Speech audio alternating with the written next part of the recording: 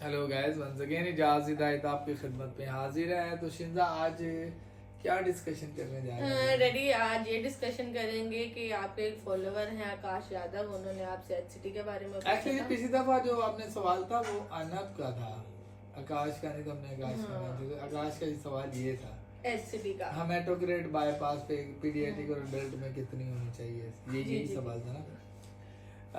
देखिए जनाब, पहली बात यह है कि आपको पहले ये मालूम होना चाहिए कि आपके पास नॉर्मल रेंज ऑफ हीमोग्लोबिन क्या है, और हीमोग्लोबिन का जो परसेंटेज है वो हेमेटोक्रेट में कन्वर्ट हो जाता है। ठीक है, तो अगर आपकी जो जो हीमोग्लोबिन होती है वो ग्राम पर डेसीलीटर होती है, और वो जितने ग्राम है उसको मल्टीप्लाई बाय 3 करें तो उतने परसेंट आपका वो रिजल्ट आ जाता है, हेमेटोक्रेट बन जाती है, सिंपल। और अगर परसेंटेज में तो डिवाइड कर लें तो 3 से तो आपका रिजल्ट आएगा, ग्राम में आ जाएगा। ठीक है, अब यूजुअली हमें ड्यूरिंग बाईपास जो है ना, हमें अपने जो एक्स्ट्रा कार्पोरियल सर्कुलेशन है उसे डाइल्यूट करना पड़ता है।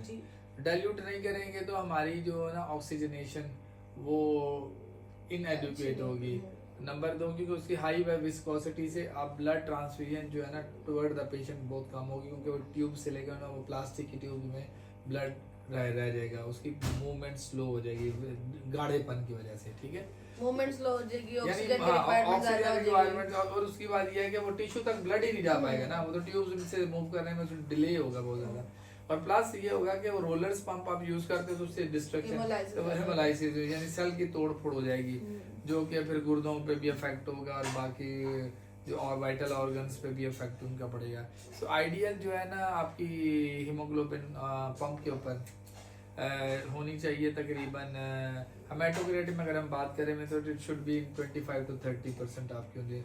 इफ योर हेमेटोक्रेट 35 थोड़ा ऊपर विस्कोसिटी हाई हो जाती है, तो आइडियली 30% एडल्ट पेशेंट्स में हम रखते हैं, और पीडियाट्रिक में भी यही एक्चुअली होनी चाहिए। अगर इसकी बिलो देन 21% है हेमेटोक्रेट, यानी कि 7 ग्राम से कम है, तो आपको ब्लड ट्रांसफ्यूजन की या ब्लड कंजर्वेशन टेक्निक्स की जरूरत पड़ जाती है।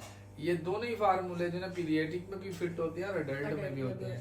तो आप जितनी अच्छा विस्कस मतलब के नॉर्मल उस रेंजेस में लाके 25 से 30% हेमेटोक्रेट रखेंगे पंप के ऊपर, तो आपकी ऑक्सीजनेशन जो है ना परफ्यूजन ऑफ द बॉडी, क्योंकि जो रेड सेल्स हैं वो ऑक्सीजन डिलीवर कर रहे हैं, ले ट्रांसपोर्टर्स हैं, ये ले के टिश्यूज तक जाते हैं।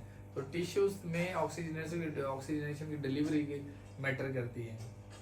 अगर आप हाई विस्कोसिटी रखते हैं तो, क्योंकि ये ओपन सर्किट है, क्लोज सर्किट भी नहीं है, जैसे एक्मोस के क्लोज सर्किट्स हैं तो उसमें हीमोग्लोबिन आपका हायर भी है तो परवाह नहीं है। क्लोज इधर ओपन सर्किट है, ओपन सर्किट में कहीं ना कहीं जो आपके रिजर्वायर से एयर का एंट्रेंस होते हैं, जिससे आपकी हवा अंदर घुसने से और सेल को डैमेजेस होने में चांसेस बढ़ जाते हैं, जिसकी वजह से।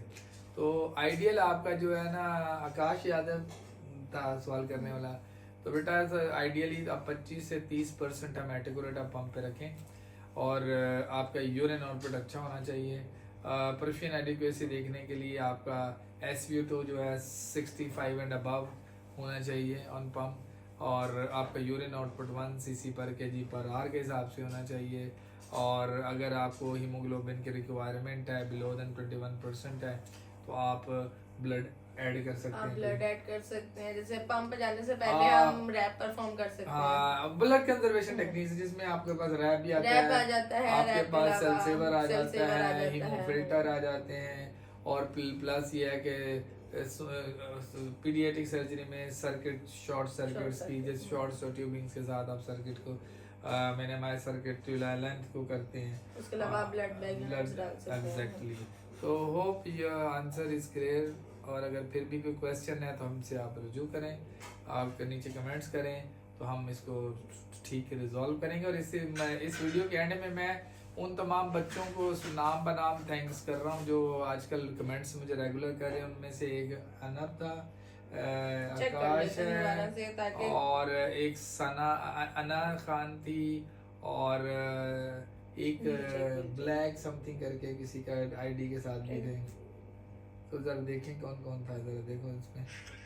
तो इन तमाम जो बच्चे हैं ना, आपको एक है एसएल मंद्रा करके कुछ एसएल मदारा 654, हाँ, ये इनका ये एक है मनूक झाझा, हाँ तो ये मनूक झाझा और दूसरे आकाश आकाश जो कर है। रहे हैं, एक तलहा है, तलहा, फखरुद्दीन, तलहा फखरुद्दीन, एक ऐना खान है और एक अना खान है, and एक ब्लैक सोल। एक ब्लैक सोल। ये आईडीज के साथ इन्होंने कमेंट्स कर रहे हैं। तो थैंक यू सो मच बच्चों, जीते रहो, खुश रहो, सवाल और लाओ, हम आंसर करने की कोशिश करेंगे। ये नॉलेज शेयर हो रही है, जी, आप भी सीख रहे हैं और हम भी सीख हम रहे भी हैं। सीख रहे हैं। तो सीखने का अमल जारी रहे और परफियन कम्युनिटी तरक्की करते रहे। Have a nice and good day जनाब, खुदा हाफिज़।